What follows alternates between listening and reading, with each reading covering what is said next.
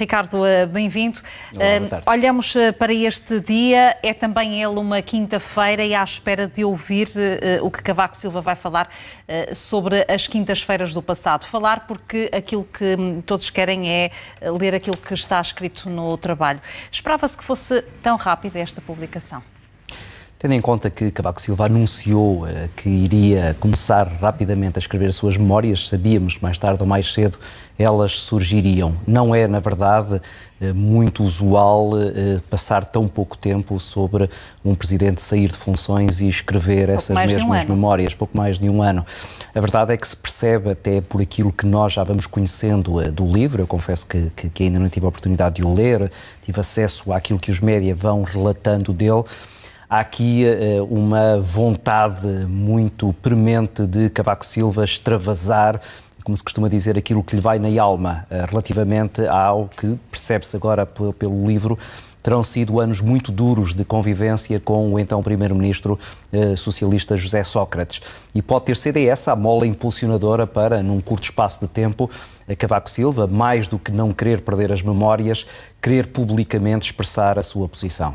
Depois da demissão de Matos Correia da presidência da Comissão de Inquérito à Caixa Geral de Depósitos, um assunto que tem sido muito polémico, e Ricardo Jorge Pinto, que por isso acaba por colocar este tema na agenda central num dia em que, ou num fim de tarde, em que poderia ser Cavaco Silva como protagonista. É verdade, mas este aqui é claramente o tema de atualidade, que tem ainda por cima agora todo este enredo sobre aquilo que serão ou não os poderes de uma comissão parlamentar. E vai haver aqui um braço de ferro que eventualmente acabará depois por criar jurisprudência relativamente a matérias futuras, nomeadamente no que diz respeito àquilo que é a capacidade destas comissões, por exemplo, averiguarem o conteúdo de mensagens privadas. E este é um ponto extremamente delicado, mas que certamente aqui servirá de cavalo de batalha, em particular para PSD e CDS, relativamente à matéria que pode, neste momento, abalar definitivamente a posição do Ministro das Finanças. Ricardo, mas na tua ótica isso poderá pôr em causa aquele que é o trabalho, o cerne deste tipo de comissão de inquérito? Claro que sim. Isto é o objeto principal, que era perceber, por exemplo, aquilo que é o futuro da Caixa Geral de Depósitos, em particular o plano de recapitalização, está agora claramente secundarizado perante esta expectativa de se perceber se terá ou não havido um acordo explícito entre o Ministro das Finanças e António Domingos, ex-presidente da Caixa Geral de Depósitos, no que diz respeito a um aspecto muito particular, que era a necessidade ou não de entrega de uma declaração de rendimentos. Isto passou para um outro patamar a partir de dois momentos. O primeiro momento de envolvimento direto do Presidente da República sobre esta questão e agora, mais recentemente, um aproveitamento político, que me parece normal e legítimo, de PSD e CDS para, de alguma maneira, questionarem aquilo que é a palavra, a credibilidade do Ministro das Finanças em relação a esta matéria. E qual é que é a posição do Presidente da República, Marcelo Rebelo de Sousa? Consegue lavar as mãos neste caso ou não, depois, sobretudo, das acusações de João Galamba do Partido Socialista? Não consegue, exatamente. Essas declarações são, digamos assim, a gota d'água relativamente àquilo que já me parecia claro, e já o tinha dito aqui, que é um envolvimento de todo o tamanho do Presidente da República nesta matéria. De forma voluntária ou não, nunca o perceberemos, não sabemos se aquela declaração inicial terá sido precipitada e se o próprio Marcelo Rebelo de Sousa não se terá arrependido dela, mas a verdade é que ele, com a inteligência que todos lhe reconhecemos, a certa altura percebeu que não podia abandonar já um barco em que se tinha colocado. E agora é o próprio Partido Socialista que, percebendo que na defesa ao Ministro das Finanças já não tem terreno naquilo que é a questão de facto, que é a existência do tal acordo, até porque já há declarações de alguém que veio dizer que terá mostrado a Marcelo Rebelo de Sousa provas inequívocas da existência desse acordo, António Lobo Xavier, que teve até já a autorização do próprio Presidente da República para dizer que lhe mostrou essas mensagens. Portanto, já estamos aqui num patamar de total clarificação das questões. É o próprio Partido Socialista e o próprio Governo que percebem que agora a defesa é já uma defesa no terreno da política e no terreno daquilo que é o próprio envolvimento de Marcelo Rebelo de Sousa naquilo que pode vir a ser uma frente de ataque para derrubar Mário Centeno. Nós há pouco estávamos a ver as imagens do CCB, onde Cavaco Silva já está e vai daqui a pouco apresentar o livro sobre os anos que passou em Belém. Estavam nessa sala Assunção Cristas e Passos Coelho. Os jornalistas vão querer ouvi-los também com certeza sobre esta matéria. Qual poderá ser agora o papel desta oposição com a chama tão acesa em torno da Caixa? Pois, a variável aqui, mais uma vez, é Marcelo Rebelo de Sousa. Até que ponto ele irá exercer a sua magistratura de influência, neste caso para um interesse até também pessoal, que é de defesa da sua face em todo este processo. Com o Partido Socialista a comprometê-lo desta maneira, Marcelo Rebelo de Sousa sabe que a queda eventual de Mário Centeno poderá ser também fragilizante para a sua própria imagem. E Marcelo Rebelo de Sousa leva a questão da imagem muito a peito. Até que ponto ele quererá aqui utilizar um trunfo, ou se quisermos gastar um trunfo junto de Pedro Passos Coelho e Assunção Cristas, é uma questão que nós só perceberemos quando Marcelo Rebelo de Sousa explicitar aquela que é a sua estratégia. Os jornalistas com certeza também gostariam de ouvir uma leitura dos acontecimentos por parte de Cavaco Silva, como dizíamos há pouco, nesta apresentação do livro, ou à margem dela. Ricardo, acreditas que ouvir-se-á alguma coisa da boca de Cavaco Silva neste momento? Não. Ele foi sempre muito renitente a envolver-se naquilo que era a luta partidária. De resto, no livro fala várias vezes dessa cautela que ele tinha para não ser envolvido na luta político-partidária. É verdade que ele na altura era Presidente da República, agora não é, um mero cidadão, e teria agora outra liberdade, mas dificilmente ele se envolverá nesta questão, até porque é uma questão que envolve também diretamente o partido de que ele foi Presidente e, portanto, não quererá agora, depois de se ter anunciado como Presidente de todos os portugueses e continuar a ser tratado por muita gente como Presidente, voltar a ter uma cor partidária numa questão que é neste momento fraturante entre a direita e a esquerda e em particular entre o PSD e o PS. Cavaco Silva, com o lançamento deste livro, pretende também estabelecer essa mesma barreira e ele falará apenas publicamente do passado, Ricardo? Sim, e já reparámos também que nem sequer de um passado recente. Ele deixou de fora aquilo que era também o seu papel enquanto Presidente da República com Pedro Passos Coelho, a Primeiro-Ministro. E isso será porque Passos Coelho ainda está no ativo? Porque Pedro Passos Coelho é líder de um partido e qualquer revelação agora sobre essas conversas de quintas-feiras poderia ser complicada para alguém que está no ativo. Não é o caso de José Sócrates, mas, sobretudo, como eu dizia há pouco, percebe-se que Cavaco Silva tinha, mais uma vez usando uma expressão popular, e peço desculpa, este relacionamento atravessado na garganta e tinha uma necessidade de exprimir aquele que foi progressivamente um afastamento de Cavaco Silva relativamente a José Sócrates e, sobretudo, a perda de confiança no então Primeiro-Ministro socialista. E esse parece ser o traço predominante e é certamente o intuito principal destas memórias que ele agora decide divulgar. O que vai ficar para a imagem pública do próprio José Sócrates, ainda há abraços com a Justiça, pelo processo marquês, como conhecemos, o que poderá restar para essa figura do ponto de vista político, Ricardo, depois daquilo que Cavaco vem revelar?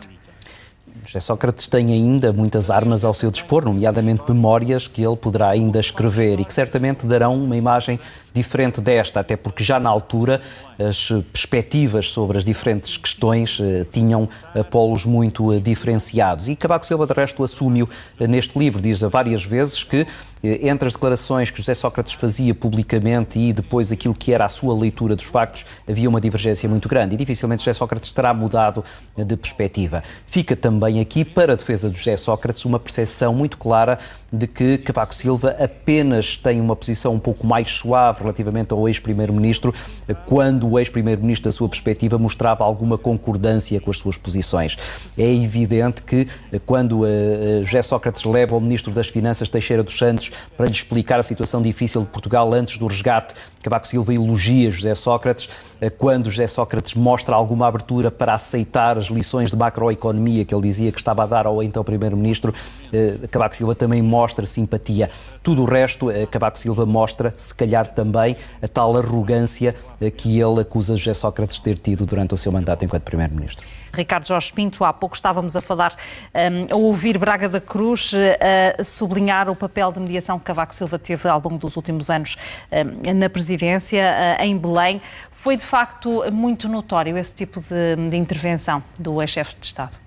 Foi, embora Cavaco se tenha queixado de que muitas vezes não tinha a visibilidade do trabalho que ele, na verdade, realizava, dizendo mesmo que uma parte importante do seu mandato foi feito atrás de cortinas e, portanto, sem que seja do conhecimento das pessoas. Este livro é também uma tentativa de mostrar esse lado por detrás das cortinas e percebermos que, até regularmente, às quintas-feiras, Cavaco Silva procurava ter uma posição ativa no que dizia respeito a várias áreas da governação, mas em particular a área da economia.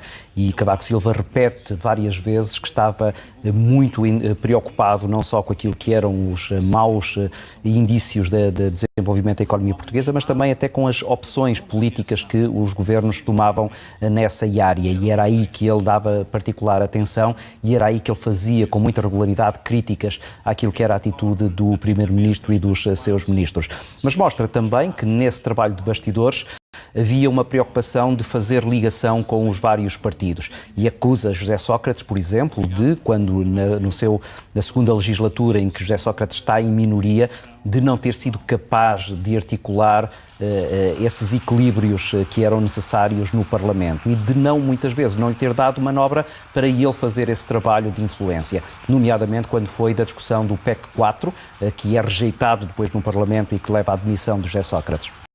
Dizia o antigo presidente que tem uma vida feliz, é um homem de sorte. O que poderemos esperar dele para os próximos tempos? Achei interessante a declaração que ele há pouco fez, dizer que esta era a primeira intervenção pública e Cavaco Silva, que é conhecido por escolher bem as palavras, não disse que era um raro ato, nem disse que era um ato isolado, disse que era o primeiro, supondo que haverá outros. Não sabemos até que ponto Cavaco Silva quererá ter uma voz um pouco mais ativa, não é o estilo dele, é verdade. Ele tem-se recatado e guardado para estes livros aquelas que são as suas posições públicas sobre um passado relativamente recente. A verdade é que Cavaco Silva tem um capital de 10 anos enquanto Primeiro-Ministro, 10 anos enquanto Presidente da República e é uma figura incontornável da política portuguesa e, em particular, do PSD, que ele liderou e que olha para ele agora com um misto de saudade e de alguma aversão, dependendo do setor do social-democrata de que estamos a falar. Ricardo, olhando para Cavaco Silva enquanto presidente, recordamos um estilo muito próprio ao qual ele hoje também acaba por não fugir. Do ponto de vista político, Marcelo Rebelo de Sousa é completamente diferente.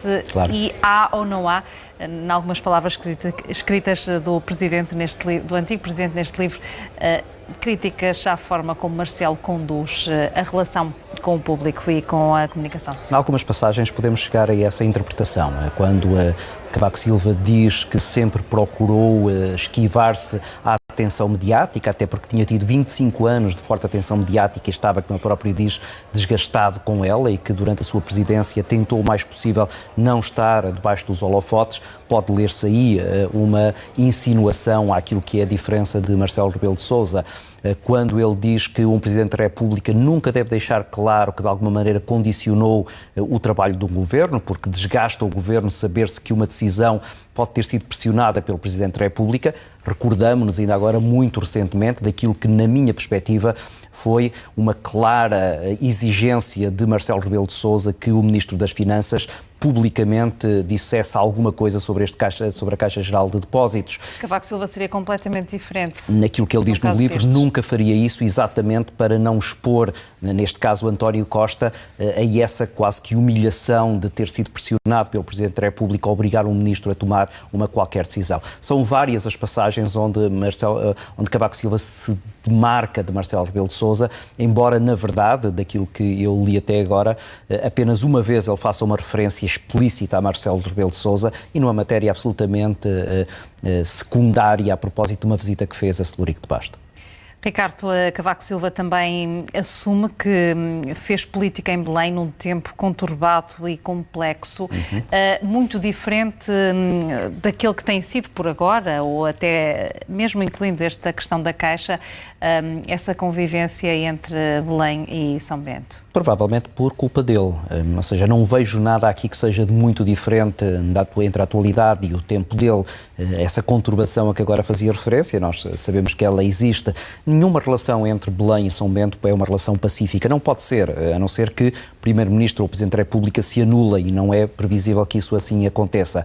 A verdade é que Cavaco Silva quis incutir ali um estilo que, de alguma maneira, a certa altura, começou a chocar com aquilo que era o estilo do então Primeiro-Ministro José Sócrates, e depois até posteriormente, e na minha perspectiva ainda mais visível, com Pedro Passos Coelho.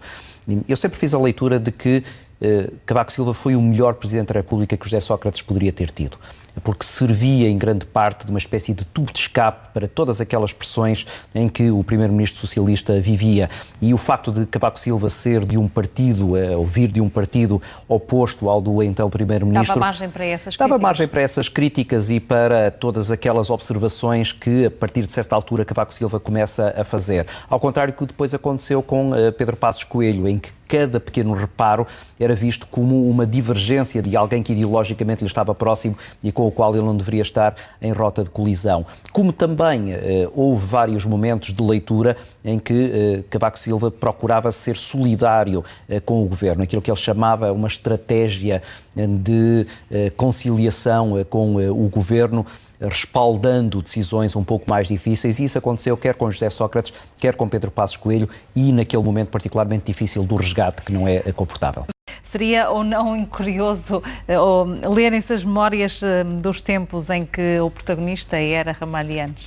Por maioria da razão, embora eu perceba os argumentos aqui apresentados, como dizia Ramalhianes, provavelmente algumas decisões eram muito pouco racionais e ele não quererá denunciar essa falta de racionalidade de pessoas que, em alguns casos, ainda estão vivas. Mas a verdade é que o argumento que ele ali apresenta pode servir para justificar exatamente essa publicação. É um período particularmente intenso da história de Portugal, ainda pouco retratado e para o qual faltam elementos factuais, objetivos, que, em alguns casos, permanecem apenas na memória daqueles que protagonizaram essa altura. Ricardo, consegues quase que, como que antecipar, tentar prever quanto tempo irá durar até que Cavaco Silva apresenta outra parte da sua história em Belém?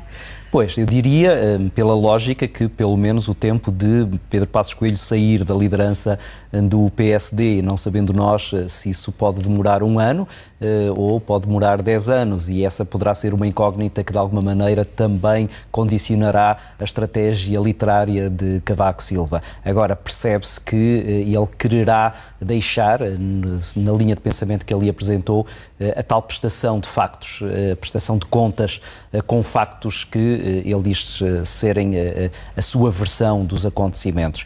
E aquilo que aconteceu depois da saída de José Sócrates tem, do ponto de vista desse interesse histórico, tanto interesse como aquilo que aconteceu anteriormente e que agora está aqui retratado.